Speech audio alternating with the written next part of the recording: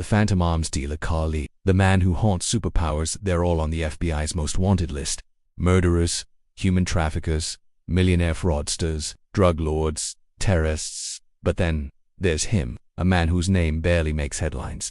Yet he may be one of the most dangerous figures alive today. His name is Li Fangwei, but you might know him by another name, Li. He has more aliases than most spies, and a bounty larger than most terrorists. $5 million. But who is Li? And why have the CIA, Mossad, Germany's BND, and other international spy agencies been hunting him for decades? Why did a US president personally intervene and still fail to stop him? This isn't just a story of arms dealing. It's a geopolitical thriller, a ghost story, a manhunt that spans across continents. And at the center of it all, a quiet, elusive Chinese businessman whose deals could one day determine the fate of nations. Act 1. The ghost in the system. It began. Stumbled upon something strange.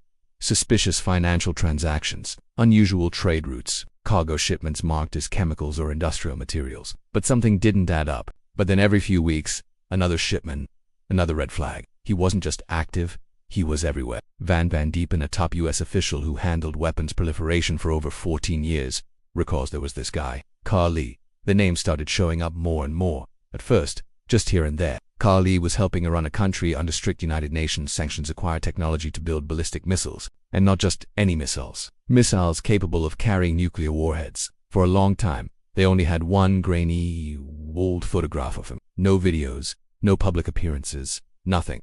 Aaron Arnold, a former FBI intelligence analyst, describes him as a phantom, a man who could be anywhere and the most sophisticated target I ever encountered. Act 2. The Iran connection. Iran's obsession with missile range is well documented. In the early 2000s, Iranian military officials approached North Korea to buy missiles. Their only question, what's the range? North Korea's reply, 1,000 kilometers. Iran's response, not enough. We want 1,300 or more. Because 1,300 kilometers would put Tel Aviv, Israel's heart, within reach. Li became the key supplier to Iran's missile program, offering alumina instead of steel, precision guidance systems, smaller warheads, aerodynamic adjustments. Each technical upgrade, each smuggled shipment, extended Iran's missile range. Until finally, Israel was fully in range of an Iranian nuclear-capable strike. Mossad took notice. American satellites focused on his routes, ships were monitored, containers flagged, and still Li kept moving. Act 3. The diplomatic maze. The US State Department began contacting foreign governments. Sometimes they intercepted his shipments, sometimes they just couldn't move fast enough. The intelligence was too sensitive, the data incomplete, and the consequences of revealing US surveillance capabilities too risky. Li exploited that gap perfectly. He didn't work for any government yet. He was valuable to many. He wasn't a soldier, but his tools shaped the battlefield. He wasn't a spy, but every intelligence agency knew his name. Act 4. The businessman behind the chaos. Publicly, Li was a chemicals trader. He ran companies like Dalian Sunny Industries and Limt Economic and Trade Company, exporting materials for industry. Privately, he was funneling aluminum powder, carbon fiber, gyroscopes, and other missile-related components to Iran. To disguise his work, he used layers of shell companies, fake documents, bank accounts spread across Asia, and cut out traders in the Middle East and Africa. The FBI indicted him. Interpol issued red notices. China was notified, and yet Li stayed free. He never left China. Because in China, he was untouchable. Despite repeated US requests, China refused to extradite him. They denied knowing about his missile deals. They labeled the FBI charges as unfounded. Act 5. A pawnor, a power broker. Why would China protect him? Was Li simply a rogue businessman?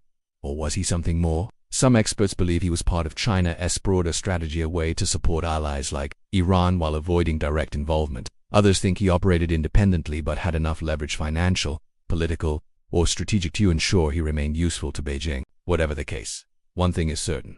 Li's work helped Iran get closer to a nuclear weapon, and every time the West tried to stop him, he slipped through. He used shipping routes that passed through neutral countries. He manipulated customs labels, and he always stayed one step ahead.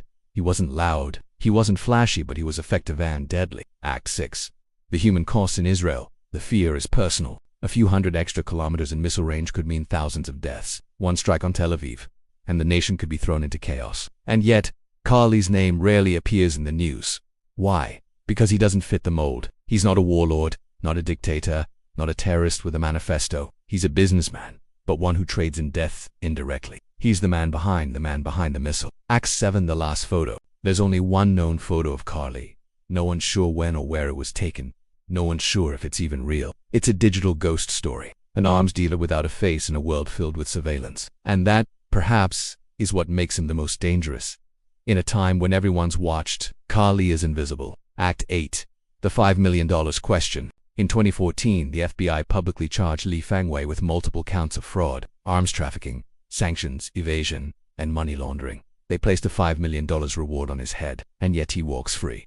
Still believed to be operating in China. Still connected to dark networks of missile technology and black market logistics. Former intelligence officials say, "We know he exists. We know what he's done, but we still don't know how he's done it all, or who truly protects him." Final words. They call him a criminal, a smuggler, a national security threat. But Li is more than that. He is a symbol of how modern warfare isn't just fought with guns, bombs, or tanks, but with components, contracts, and corruption. As the world watches Ukraine, Gaza, and the South China Sea, the man quietly fueling future wars might still be out there, working silently in an office in Dalian, untouched, unknown, unseen, but not forgotten. Li, arms dealer, ghost, threat to global peace, still free, still wanted.